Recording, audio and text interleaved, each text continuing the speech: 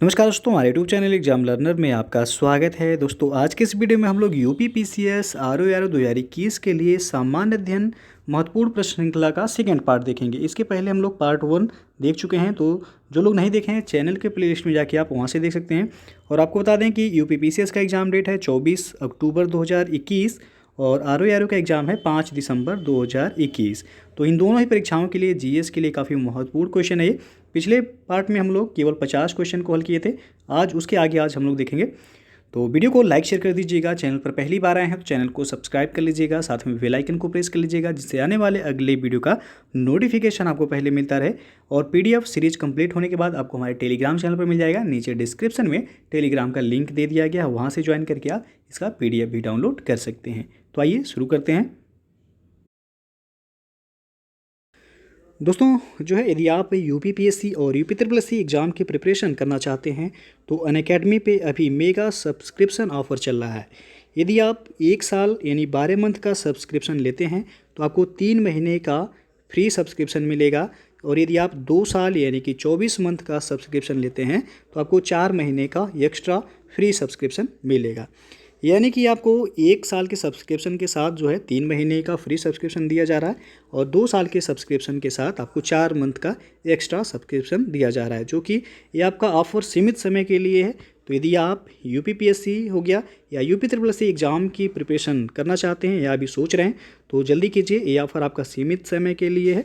तो यदि आप जो है इसका पूरा डिटेल देखना चाहते हैं तो डिस्क्रिप्शन में आपको लिंक दे दिया गया, वहाँ पे जाके चेक कर सकते हैं।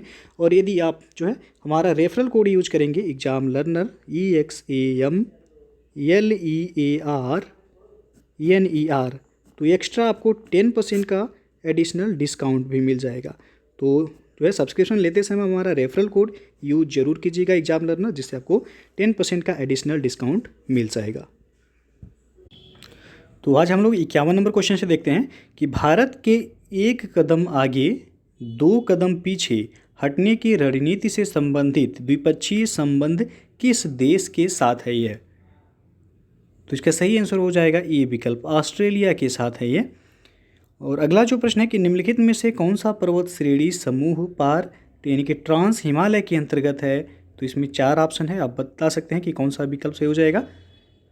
तो यहाँ जो सही हो जाएगा सी विकल्प, काराकोरम, लद्दाख और जास्कर श्रेणी। अगला प्रश्न है कि वह दक्षिण अमेरिकी देश जहाँ तानाशाही युग के संविधान को बदलने और नए संविधान का निर्माण करने के लिए जनमत संग्रह किया गया, जिसमें अधिकांश लोगों ने नए संविधान के पक्ष में मतदान किया है। तो वह देश है चिली। बी ऑप्शन सही हो जाएगा, यह दक्षिण अमेरिकी देश है जहां पर तानाशाही युग के संविधान को बदलने और नए संविधान का निर्माण करने के लिए जनमत संग्रह किया गया और उसमें अधिकांश लोगों ने नए संविधान के पक्ष में अपना मत दिया है। तो देश का नाम है चिली, याद रखिएगा। अगला प्रश्न है आपका, निम्नलिखित में से कौन सा सही सुमेलित नहीं है। एक तरफ है राष्ट्रीय जलमार्ग और दूसरी तरफ उनकी अवस्थिति दी गई है, तो कौन सा सुमेलित नहीं है ये आपको बताना है। तो पहला दिया गया राष्ट्रीय जलमार्ग संख्या 1 प्रयागराज से हल्दिया के बीच है, बिल्कुल सही है। बी दिया गया राष्ट्रीय जलमार्ग 2 सादिया से धुबरी के बीच है, ये भी सही है। सी है राष्ट्रीय जलमार्ग संख्या 3 तलचर से धामरा के बीच, ये आपका गलत है। राष्ट्रीय जलमार्ग संख्या 3 ये आपका कोट्टापुरम से कोल्लम तक है। कहाँ से कहाँ तक है, तो ये कोट्टापुरम से कोल्लम तक है। तो सी ऑप्शन क्या है, सुमेलित नहीं है। राष्ट्रीय जलमार्ग संख्या 4 ये काकीनाडा से मरक्कानम तक है, तो सी विकल्प यहाँ पे सही हो जाएगा। अगला प्रश्न है, विश्व में यूरेनियम का सर्वाधिक उत्पादन करता देश कौन सा है। तो यहाँ सी ऑप्शन से होगा, कजाकिस्तान ये विश्व में सर्वाधिक यूरेनियम उत्पादन करता देश है। और अगला क्वेश्चन है कि निम्नलिखित में से कौन सा युग्म सही सुमेलित नहीं है। एक तरफ दिया गया है नदी घाटी परियोजना, दूसरी तरफ नदी दी गई है, तो कौन सा सुमेलित नहीं है इसमें। तो यहाँ पे आप देख सकते हैं जो बी ऑप्शन इडुक्की परियोजना दिया गया है कावेरी नदी, तो गलत है ये आपका। इडुक्की परियोजना केरल के पेरियार नदी पर ही बनाया गया है, ना कि कावेरी नदी। तो बी ऑप्शन क्या है, सुमेलित नहीं है। बाकी नागार्जुन सागर परियोजना पेरियार नदी पर बनाया गया है, रंजीत सागर परियोजना रावी नदी पर है, गांधी सागर परियोजना चंबल नदी पर है। बाकी सभी सुमेलित हैं, बी ऑप्शन सुमेलित नहीं है। अगला प्रश्न है, हाल ही में निम्नलिखित में से किस संस्था के द्वारा शिक्षा की वार्षिक स्थिति रिपोर्ट ग्रामीण 2000 चरण फर्स्ट जारी की गई है।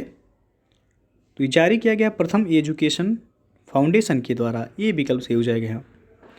और केंद्रीय बजट 2021-22 में बजट प्रस्ताव के स्तंभों के रूप में निम्नलिखित में से कौन से शामिल हैं?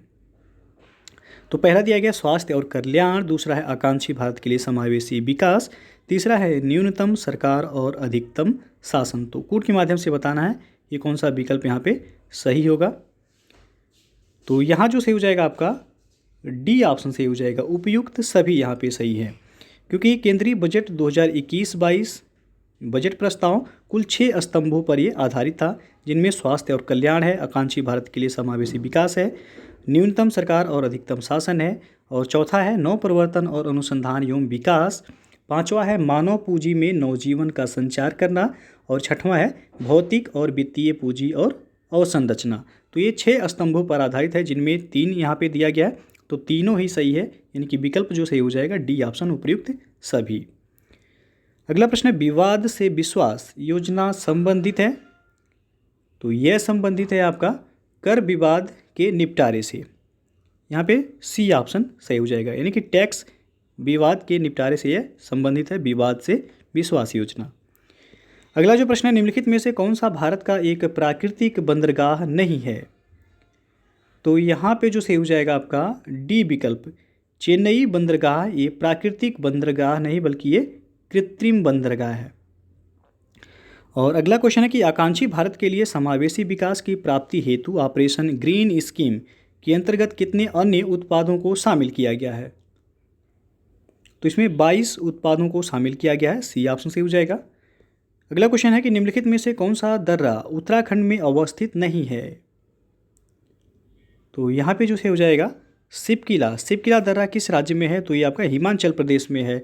लिपू लेक हो गया, नीति और माना, ये सभी दर्रे उत्तराखंड के दर्रे हैं। अगला क्वेश्चन है आर्थिक सर्वेक्षण 2020-21 के अनुसार कुल निर्यात में सेवा क्षेत्र का प्रतिशत भाग कितना है? तो यह है 48%, यानी कि ए विकल्प सही हो जाएगा। और कार्टाजोना प्रोटोकॉल का संबंध किससे है? तो यह हो जाएगा जैव सुरक्षा से, सी विकल्प से हो जाएगा यहाँ पे। और अगला प्रश्न है कि प्रज्ञता और मनोदर्पण पहल संबंधित है किससे? तो यह शिक्षा क्षेत्र से संबंधित है, सी विकल्प से हो जाएगा यहाँ पे। अगला प्रश्न है किस यंत्र का प्रयोग बादलों की दिशा एवं गति के मापन में किया जाता है? तो यह नेफोस्कोप का प्रयोग बादलों की दिशा और गति मापने में किया जाता है। और प्रधानमंत्री कौशल विकास योजना 3.0 PMKVY 3.0 के तहत वर्ष 2022 तक कितने करोड़ लोगों को विभिन्न कौशलों में प्रशिक्षित करने का लक्ष्य रखा गया है? तो 40 करोड़ से अधिक लोगों को प्रशिक्षित करने का लक्ष्य रखा गया है प्रधानमंत्री कौशल विकास योजना 3.0 के अंतर्गत। अगला प्रश्न है हाल ही में केंद्रीय मंत्रिमंडल ने वर्ष 2021 में किन देशों में 3 भारतीय मिशन स्थापित करने को मंजूरी प्रदान की है? पहला दिया गया एस्टोनिया, दूसरा प्राग्वे, तीसरा है डोमिनिकन गणराज्य और चौथा है फिनलैंड। तो कूट के माध्यम से बताना है कौन सा सही होगा। तो इसमें एस्टोनिया है, प्राग्वे है और डोमिनिकन गणराज्य है, फिनलैंड नहीं है। तो 1, 2, 3 यानी कि ये विकल्प सही हो जाएगा यहाँ पे। अगला क्वेश्चन है मीठी क्रांति का संबंध किससे है? तो आप सबको पता होगा शहद उत्पादन से यह संबंधित है, सी विकल्प से हो जाएगा यहाँ। और स्वर्णिम त्रिभुज क्षेत्र और स्वर्णिम अर्धचंद्र क्षेत्र यह किससे संबंधित हैं? तो यह अफीम के उत्पादन से संबंधित है। स्वर्णिम त्रिभुज हो गया या स्वर्णिम अर्धचंद्र क्षेत्र किससे संबंधित है? तो अफीम के उत्पादन से। अगला प्रश्न है आपका हाल ही में किस दूरसंचार कंपनी के द्वारा स्काईलोटेक इंडिया के साथ साझेदारी में विश्व का पहला उपग्रह आधारित internet of things network launch करने की घोषणा की गई है? तो ये किया गया है BSNL के द्वारा, बी ऑप्शन यहाँ पे सही हो जाएगा। अगला क्वेश्चन है निम्नलिखित में से कौन सा विश्व का सर्वाधिक तटीय रेखा की लंबाई वाला राष्ट्र है यानी कि देश है? तो है कनाडा, बी ऑप्शन सही हो जाएगा। कनाडा सर्वाधिक तटीय रेखा की लंबाई वाला देश है। और अगला जो प्रश्न है यहाँ पे आप देख सकते हैं जो तटीय रेखा वाला पूछा गया, यदि भारत के संदर्भ में पूछा जाए कि भारत का कौन सा राज्य सर्वाधिक तटीय रेखा वाला राज्य है, तब आपका गुजरात हो जाएगा। यहाँ पे विश्व में पूछा गया कौन सा देश सर्वाधिक तटीय रेखा की लंबाई वाला राष्ट्र है, तो कनाडा सही है यहाँ पे। अगला क्वेश्चन देखते हैं कि young champion of the earth पुरस्कार 2020 भारत के किस व्यक्ति को प्राप्त हुआ है? तो यह प्राप्त हुआ है विद्युत मोहन को। ए विकल्प सही हो जाएगा यहाँ। और 32वें ग्रीष्मकालीन ओलंपिक के समापन समारोह के अवसर पर भारतीय दल के ध्वजवाहक कौन थे? तो वह थे बजरंग पूनिया। सी ऑप्शन सही हो जाएगा यहाँ पे। और अगला जो प्रश्न है, निम्नलिखित में से कौन सा जैवमंडल के विषय में सही नहीं है? तो यहाँ पे आप देख सकते हैं, पहला दिया गया ये स्थल मंडल, जल मंडल और वायुमंडल का संयोजन है जैवमंडल, बिल्कुल सही है, पहला सही हो जाएगा। यहाँ पे पूछा गया कौन सा सही नहीं है। बी दिया गया है कि यह उत्तर तथा दक्षिणी ध्रुव पर भी है, तो ये जो है आपका यहाँ पे सही नहीं है, बी वाला। और सी है कि स्थल मंडल में सभी जीव समान रूप में मौजूद होते हैं, तो ये भी आपका सही नहीं है। तो कौन सा विकल्प सही होगा? पूछा गया है कि जैवमंडल के विषय में सही नहीं है कौन सा, तो बी और सी दोनों सही नहीं है, तो ऑप्शन यहाँ डी दिया गया है कि बी और सी दोनों। अगला क्वेश्चन है, पृथ्वी के वायुमंडल का सर्वाधिक घनत्व निम्न में से किस मंडल पर होता है? तो यह है क्षोभ मंडल। ये ऑप्शन सही हो जाएगा। इसको अंग्रेजी में कहते हैं ट्रोपोस्फियर। क्षोभ मंडल को अंग्रेजी में क्या कहते हैं? तो ट्रोपोस्फियर कहते हैं। यहाँ पे मौसम परिवर्तन संबंधी घटनाएं होती हैं क्षोभ मंडल में, तो ये ऑप्शन आपका सही हो जाएगा। और समताप मंडल में ओजोन परत पाया जाता है। अगला जो प्रश्न है आपका, हाल ही में देश के किन शहरों को यूनेस्को ने अपने अर्बन लैंडस्केप सिटी प्रोग्राम के तहत विश्व धरोहर शहरों की सूची में शामिल किया है? पहला है महाबलेश्वर, दूसरा ग्वालियर, तीसरा है ओरछा। तो आपको बताना है कौन सा विकल्प सही होगा यहाँ पे। तो यहाँ जो सही हो जाएगा आपका, ग्वालियर और ओरछा को यूनेस्को ने अपने अर्बन लैंडस्केप सिटी प्रोग्राम के तहत विश्व धरोहर शहरों की सूची में शामिल किया। इसमें महाबलेश्वर शामिल नहीं है, तो दूसरा और तीसरा यानी कि सी विकल्प यहाँ पे सही हो जाएगा। अगला प्रश्न है, व्यापारिक पवनें प्रवाहित होती हैं, तो यह उपोष्ण उच्च वायुदाब कटिबंध से विषुवत रेखा की ओर प्रवाहित होती हैं। डी ऑप्शन सही होगा यहाँ। और अगला प्रश्न है, एयर बबल व्यवस्था यह संबंधित है किससे? तो ये काफ़ी चर्चा में रहा था, यह उड्डयन से संबंधित है। सी ऑप्शन आपका सही हो जाएगा यहाँ पे। अगला क्वेश्चन है कि भारत के किस राज्य के पास थोरियम का विश्व का सबसे बड़ा संचित भंडार मौजूद है? तो वह है केरल। केरल राज्य में देखा जाए तो थोरियम का विश्व का सबसे बड़ा संचित भंडार यहाँ पे उपस्थित है। और अगला क्वेश्चन है, कार्बन क्रेडिट की अवधारणा किस संधि या समझौते के बाद अस्तित्व में आई थी? तो यहाँ जो सही हो जाएगा बी ऑप्शन, क्योटो प्रोटोकॉल के तहत। और अगला क्वेश्चन है, निम्नलिखित में से कौन सा एक सही सुमेलित नहीं है? एक तरफ जलप्रपात दिया गया है, दूसरी तरफ उनकी अवस्थिति दी गई है, तो कौन सा सुमेलित नहीं है? तो यहाँ पे आप देख सकते हैं सी ऑप्शन, स्टेनली जलप्रपात दिया गया है नील नदी, ये आपका गलत है। स्टेनली जलप्रपात किस नदी पे है? तो ये आपका कांगो नदी पर है, ना कि नील नदी पर। तो सी ऑप्शन सुमेलित नहीं है। बाकी विक्टोरिया जलप्रपात जाम्बेजी नदी पर है, और नियाग्रा ये सेंट लॉरेंस नदी पर है, एंजल जलप्रपात कैरोनी नदी पर है, बाकी सभी सुमेलित हैं। सी ऑप्शन सुमेलित नहीं है। अगला क्वेश्चन है कि पर्यावरण से संबंधित प्रसिद्ध पुस्तक हरित विकास यानी कि ग्रीन डेवलपमेंट किसके द्वारा लिखी गई है? तो ये लिखा गया है W.M. एडम्स के द्वारा। बी ऑप्शन सही हो जाएगा यहाँ। और अगला जो प्रश्न है कि विश्व का सर्वाधिक वर्षा वाला स्थान मासिनराम किस प्राकृतिक प्रदेश के अंतर्गत आता है? यह तो यह आता है मानसूनी प्रदेश के अंतर्गत। ये ऑप्शन सही हो जाए यहाँ पे। और मासिनराम किस राज्य में है? तो ये आपका मेघालय में है। अगला क्वेश्चन आपका, किसी जलराशि में प्रदूषित पदार्थों को भारी मात्रा में प्रवाहित कर दिया जाए तो जैव रासायनिक ऑक्सीजन मांग यानी कि BOD क्या होगा? तो BOD बढ़ जाएगा। सी ऑप्शन सही हो जाएगा यहाँ पे। BOD का फुल फॉर्म होता है बायोलॉजिकल ऑक्सीजन डिमांड। अगला क्वेश्चन है, टोक्यो में आयोजित ग्रीष्मकालीन ओलंपिक में तलवारबाजी में भाग लेने वाली पहली भारतीय महिला खिलाड़ी कौन बनी हैं? तो ये बन गई हैं भवानी देवी। बी ऑप्शन सही हो जाएगा यहाँ पे। अगला जो प्रश्न है, हेस्प्रिस्टिन ये किस विटामिन का रासायनिक नाम है? तो यहाँ पे जो सही हो जाएगा डी ऑप्शन, विटामिन T का रासायनिक नाम है हेस्प्रिस्टिन। और अगला जो क्वेश्चन है कि गुटेनबर्ग असंबद्धता अवस्थित है, तो यह मेंटल तथा कोर के मध्य अवस्थित है, बी विकल्प सही होगा यहाँ। अगला क्वेश्चन देखते हैं, निम्नलिखित में से किस माध्यम या किन माध्यमों में विषाणु वृद्धि करते हैं? पहला है जीवित कोशिकाओं में, दूसरा जल में, तीसरा मृत शरीर में, चौथा वायु में। तो यहाँ पे जो सही हो जाएगा केवल एक सही होगा, जीवित कोशिकाओं में विषाणु ग्रो करते हैं, यानी कि ये ऑप्शन सही हो जाएगा, केवल एक सही है। अगला प्रश्न है आपका, निम्नलिखित में से कौन अफ्रीका के स्थल रुद्ध देश हैं? पहला है मालडोवा, दूसरा है लिसोथो, तीसरा अंडोरा, चौथा है मलावी। तो कोड के माध्यम से बताना है कौन सा विकल्प सही हो जाएगा यहाँ पे। तो अफ्रीका के स्थल रुद्ध देश पूछा गया है, तो इसमें लिसोथो है और मलावी, ये दोनों स्थल रुद्ध देश हैं। तो 2 और 4 यानी कि सी विकल्प सही हो जाएगा। अगला प्रश्न है, कार्बन डाइऑक्साइड को उपयोग में लाया जाता है? पहला है आग बुझाने में, दूसरा डबल रोटी को स्पंजी बनाने में, तीसरा है विरंजक के रूप में। तो कोड के माध्यम से कौन सा विकल्प सही होगा यहाँ? तो यहाँ जो सही हो जाएगा, कार्बन डाइऑक्साइड का उपयोग यानी कि CO2 का उपयोग आग बुझाने में किया जाता है और डबल रोटी को स्पंजी बनाने में भी किया जाता है, विरंजक के रूप में इसका उपयोग नहीं किया जाता। तो पहला और दूसरा यानी कि ये ऑप्शन सही हो जाएगा, केवल 1 और 2 यहाँ सही होगा।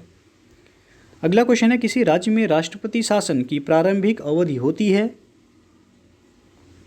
तो यह 6 माह तक लगाया जाता है, सी ऑप्शन सही हो जाएगा यहाँ पे। और अगला प्रश्न है कि परम शून्य ताप वह ताप है जिस पर, तो यहाँ बी ऑप्शन सही होगा कि जिस पर सभी गैसों का आयतन शून्य हो जाता है वह परम शून्य ताप कहलाता है। अगला क्वेश्चन है, निम्नलिखित में से कौन भारत में सहकारी संघवाद की अवधारणा को निरूपित नहीं करता है? तो इसमें राष्ट्रीय मानव अधिकार आयोग ये सहकारी संघवाद की अवधारणा को निरूपित नहीं करता है। GST परिषद हो गया, नीति आयोग और अंतर्राज्यीय परिषद, ये सभी सहकारी संघवाद की अवधारणा को निरूपित करते हैं। तो डी ऑप्शन यहाँ सही हो जाएगा। अगला क्वेश्चन देखते हैं कि मानव रुधिर के प्लाज्मा में निम्नलिखित में से किसके द्वारा एंटीबॉडी का निर्माण किया जाता है? तो यह लिम्फोसाइट के द्वारा किया जाता है, बी विकल्प सही होगा यहाँ। अगला प्रश्न है कि नीति आयोग की सिफारिश पर केंद्र द्वारा राज्यों को दिए जाने वाले विवेकाधीन अनुदानों का उल्लेख किस अनुच्छेद के अंतर्गत है? तो अनुच्छेद 282 के अंतर्गत है यह, सी ऑप्शन सही हो जाएगा। और निम्नलिखित में से कौन सा एक परीक्षण कोरोना संक्रमण यानी कि कोविड-19 से संबंधित नहीं है? तो विडाल परीक्षण ये आपका कोरोना संक्रमण यानी कि कोविड-19 से संबंधित नहीं है। बाकी रैपिड एंटीजन परीक्षण यानी कि RAT ये भी आपका कोविड-19 परीक्षण से संबंधित है। RT-PCR हो गया, ये भी कोरोना संक्रमण से ही संबंधित है। ट्रूनेट ये भी आपका कोरोना संक्रमण से संबंधित है। विडाल ये कोरोना संक्रमण यानी कि कोविड-19 से संबंधित नहीं है, तो डी ऑप्शन सही हो जाएगा। अगला प्रश्न है, निम्नलिखित में से किस पारिस्थितिक या किन परिस्थितियों में संसद राज्य सूची के विषयों पर विधि का निर्माण कर सकती है? पहला दिया गया राज्य में संवैधानिक तंत्र के विफल होने की स्थिति में, दूसरा है 2 या अधिक राज्यों की सहमति से, तीसरा अंतर्राष्ट्रीय समझौते या संधियों के विषय में। तो कौन सा ऑप्शन सही होगा यहाँ पे? तो यहाँ पे जो सही हो जाएगा डी ऑप्शन, उपयुक्त सभी। दिया गया है कि निम्नलिखित में से किस परिस्थिति या किन परिस्थितियों में संसद राज्य सूची के विषयों पर विधि का निर्माण कर सकती है यानी कि कानून बना सकती है? तो राज्य में यदि संवैधानिक तंत्र विफल हो जाता है उस स्थिति में, या दो या अधिक राज्यों की सहमति से भी वह कानून बना सकती है, और अंतर्राष्ट्रीय समझौते या संधियों के विषय में भी कानून बना सकती है। तो तीनों ही सही है यानी कि डी ऑप्शन से हो जाएगा उपयुक्त सभी। अगला प्रश्न है, मानव शरीर हेतु आवश्यक निम्नलिखित कार्बनिक पोषकों में से कौन सा बृहत पोषक नहीं है? तो इसमें जो सही हो जाएगा आपका बी ऑप्शन, विटामिन। मानव शरीर के लिए आवश्यक कार्बनिक पोषकों में से ये बृहत पोषक के अंतर्गत नहीं आता है विटामिन, बी ऑप्शन सही हो जाएगा यहाँ। और अगला जो क्वेश्चन है, भारतीय संविधान के भाग 7 की सूचियों के संबंध में कौन सा एक सही सुमेलित नहीं है? पहला है विषय, दूसरा है संबंधित सूची दिया गया है। तो सबसे पहला है डाक तथा तार संघ सूची से संबंधित हैं, बिल्कुल सही है। कृषि समवर्ती सूची में दिया गया है, गलत है। कृषि ये आपका राज्य सूची का विषय है, कृषि राज्य सूची का विषय है, ना कि समवर्ती सूची का। तो दिया गया कौन सा सुमेलित नहीं है, तो बी ऑप्शन यहाँ पे सुमेलित नहीं है। वन समवर्ती सूची का विषय है, रेलवे पुलिस ये राज्य सूची का विषय है। तो बी ऑप्शन सुमेलित नहीं है यहाँ पे। तो बस जो है आज भी 50 ही क्वेश्चन हम लोग देखेंगे। तो दोस्तों वीडियो यदि अच्छा लगा हो तो लाइक शेयर कर दीजिएगा। चैनल को अभी तक आप सब्सक्राइब नहीं किए हैं तो चैनल को सब्सक्राइब कर लीजिएगा, साथ में बेल आइकन को प्रेस कर लीजिएगा, जिससे आने वाले अगले वीडियो का नोटिफिकेशन आपको पहले मिलता रहे। और 150 क्वेश्चन का ये सीरीज है आपका, एक सीरीज और आएगा आपका। यदि वीडियो अच्छा लगा हो तो कमेंट करके ज़रूर बताइएगा। तो वीडियो को पूरा देखने के लिए बहुत बहुत धन्यवाद।